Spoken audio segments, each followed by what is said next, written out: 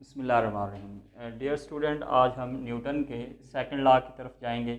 Newton का second law जो है ये दो चीज़ों को रिलेट करता है। एक है एक्सेलरेशन और दूसरा है उसका मास।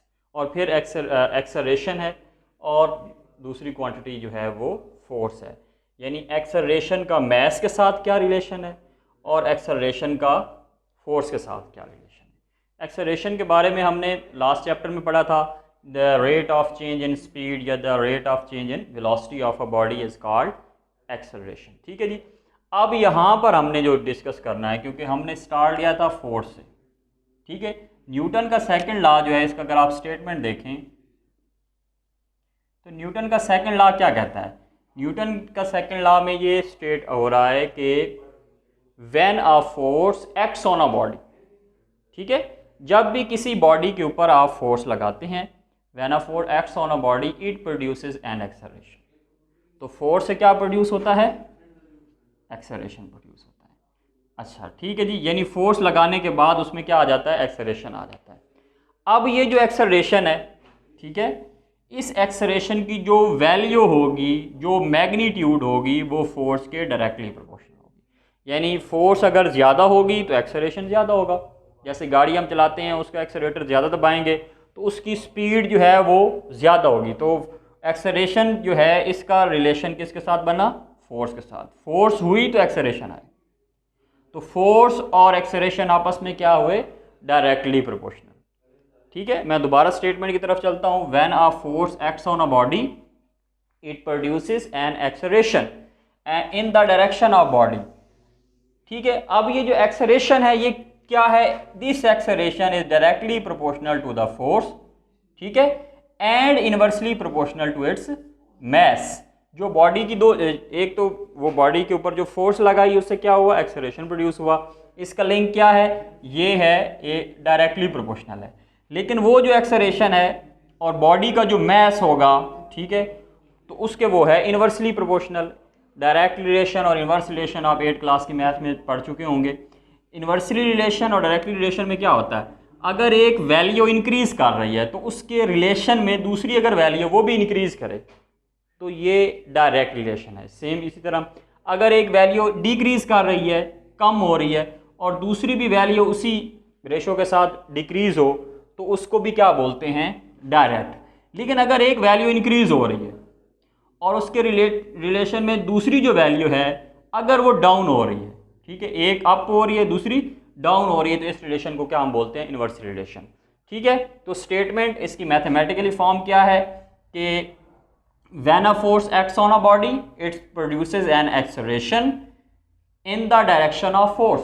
ठीक है, this the magnitude of this acceleration is directly proportional to the force but inversely proportional to its mass. ठीक है जी, तो ये दो पॉइंट हमारे पास यहाँ पे आ गए हैं। ठीक है, अब हम इन दोनों पॉइंट्स में हमें देखें, हमारे पास कॉमन क्या, एक्सेलरेशन है।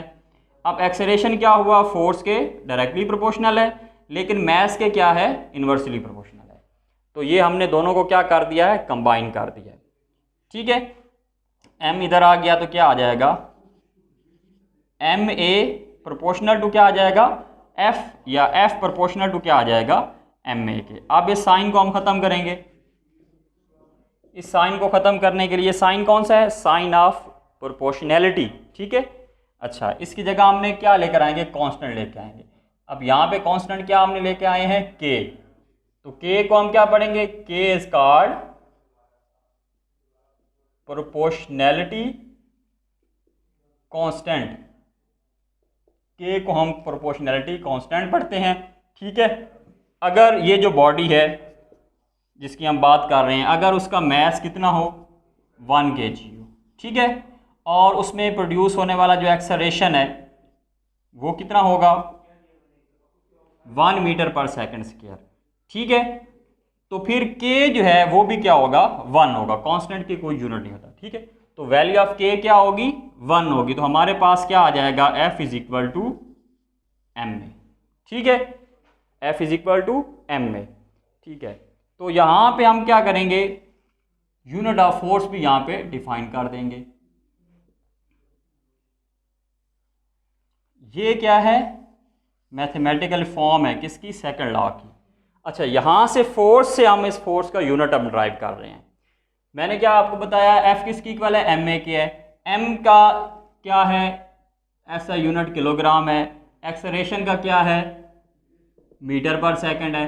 ठीक है, तो इसका फोर्स का यूनिट क्या बना, किलोग्राम मीटर पर सेकंड स्क्वायर। मीटर पर एक्सेलरेशन का यूनिट क्या होता है, मीटर पर सेकंड स्क्वायर। किलोग्राम मीटर पर सेकंड स्क्वायर जो है, इसकी जगह क्योंकि ये न्यूटन ने फोर्स का जो है यूनिट ड्राइव किया है, इसलिए इसका यूनिट का नाम क्या रख दिया गया, न्यूटन रख दिया गया। तो ये भी यूनिट ऑफ फोर्स क्या है, फोर्स का यूनिट क्या बना, फोर्स का यूनिट जो है वो न्यूटन है, जिसको हम एन से रिप्रेजेंट करते हैं। तो 1 न्यूटन किसकी इक्वल हुआ, 1 kg मीटर पर सेकंड स्क्वायर।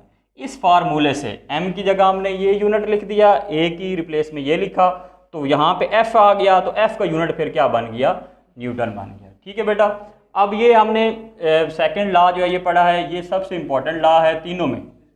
ठीक है, अब मैं दोबारा आपको समझा देता हूँ। इसमें सबसे पहले आपने डेफिनेशन जो आप कहते हैं, लेकिन लॉ का क्या होता है, स्टेटमेंट होता है।